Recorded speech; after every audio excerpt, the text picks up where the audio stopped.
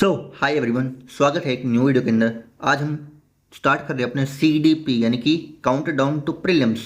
इसका मतलब क्या है? CDP का मतलब क्या है बेसिकली?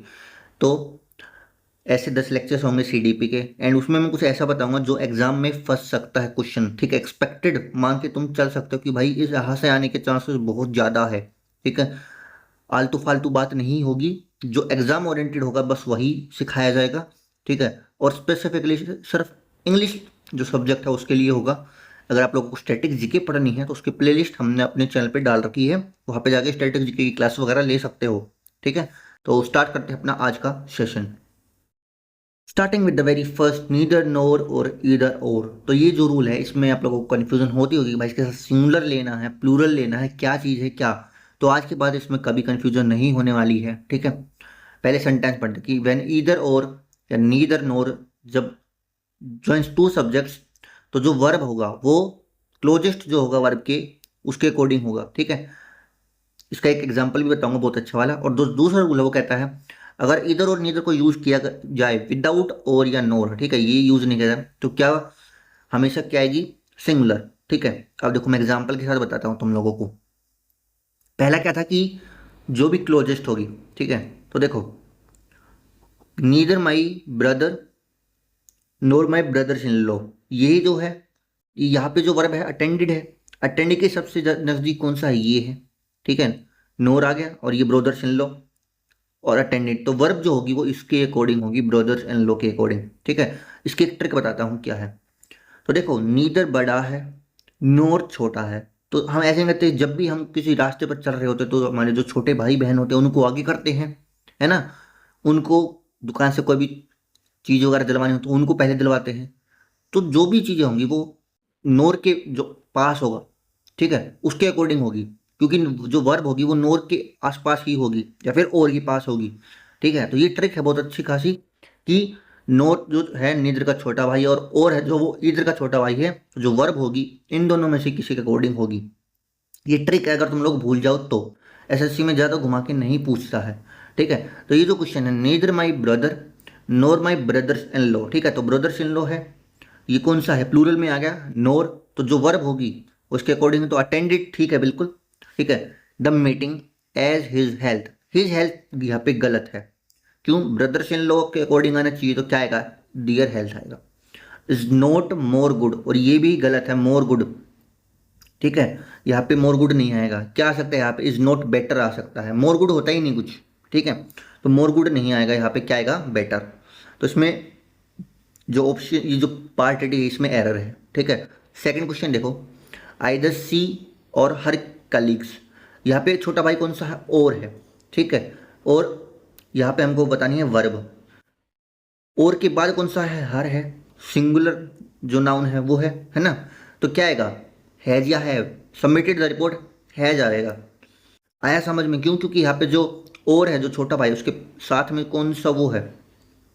हर है जो कि सिंगुलर है, तो क्या आएगा? हैज। नेक्स्ट क्वेश्चन देखो, he does not laugh NOR he smiles. तो देखो यहाँ पे ये जो नोट है इसके साथ डज वर्ब लगी है, तो यहाँ पे भी डज वर्ब आनी चाहिए, ये पैरेललिज्म का कॉन्सेप्ट है इसमें। ठीक है, तो यहाँ पे क्या आएगा? Nor does he smiles, nor does he smiles. Next देखो, neither he nor you both responsible for this mess. Neither आ गया, नोर आ गया, छोटा भाई कौन सा है? नोर है, उसके साथ यू है। अब यू के साथ वोज कभी भी नहीं आता, यू के साथ वर आता है, तो क्या आएगा? वोज की जगह क्या आएगा? वर आएगा। Neither he nor you were responsible for this mess. और लास्ट में neither of them are going to attend the party on 10th of October. तो मैंने बताया था कि जब और या नोर ना आए तो क्या आएगा? सिंगुलर आएगा। ठीक है, चाहे नीदर कर लो चाहे ईदर कर लो, नीदर ऑफ देम ई जाना चाहिए। ठीक है, या neither of them is going to attend the party on the 10th of October. क्यों? क्योंकि और नोर नहीं है, और हमने बोला था कि अगर ये दोनों ना हो, छोटे भाई ना हो, तो जाएगा हमेशा सिंगुलर। जब भी छोटे भाई बहन नहीं होते हैं तुम चिप्स के कितने पैकेट लेते हैं? सिर्फ एक पैकेट लेते हैं, दो नहीं लेते हैं, तो आर नहीं आएगा, इज आएगा। ठीक है, आया समझ में ये वाला रूल बहुत ही अच्छे तरीके से। सेकेंड इंपॉर्टेंट चीज, ईच वर्सेज एवरी रूल। आज के बाद इसमें कभी भी दिक्कत नहीं आने वाली है। कैसे? देखो, ईच है, एवरी है, always takes a singular verb. ठीक है, ये मान के चलो कि ई है, ठीक है, इसी अकेला, ये हमेशा अकेले रहेंगे, इनके साथ हमेशा सिंगुलर वर्ब आएगी। और एक चीज़ और याद रखना कि ईच ऑफ है उसके साथ भी सिंगुलर वर्ब आएगी, और एवरी वन ऑफ है उसके साथ भी सिंगुलर वर्ब आएगी। जैसे यहाँ पे ईच ऑफ है तो एवरी ऑफ नहीं होता है, ये याद रखना है, एवरी वन ऑफ होता है, ठीक है। ईच ऑफ होगा बट एवरी ऑफ नहीं होगा, एवरी वन ऑफ होगा, वन आना जरूरी है। इसमें क्या होता है, इसमें नाउन प्लूरल होती है बट वर्ब जो है वो सिंगुलर होती है, ठीक है। ये मान के चलो कि बहुत सारे लोग हैं लेकिन उनके पास पैसे कम है तो वो एक ही चिप्स का पैकेट लेंगे, ई से अकेला मान के चलो, ऐसे याद कर सकते हो।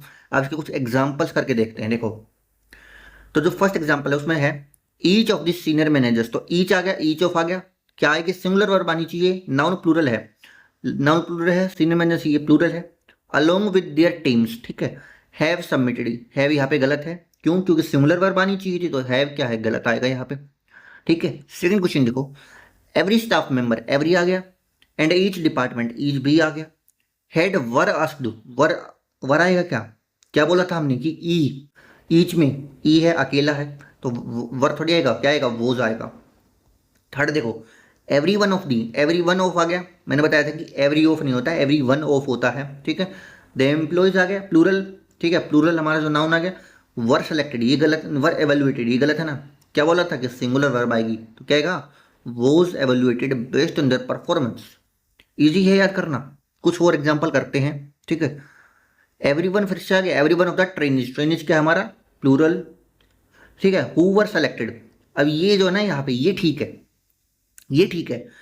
दिक्कत कहाँ पे है, आफ्टर रिगरस प्रोसेस, यहाँ पे देखो हैव कंप्लीटेड, जो यहाँ पे जो मेन है वो यहाँ पे ये है हैव, ये गलत है, क्या आएगा, क्या आएगा यहाँ पे, हैज आएगा, ठीक है, क्या आएगा, हैज आएगा भाई, हैव नहीं आएगा, ये ठीक है बिल्कुल।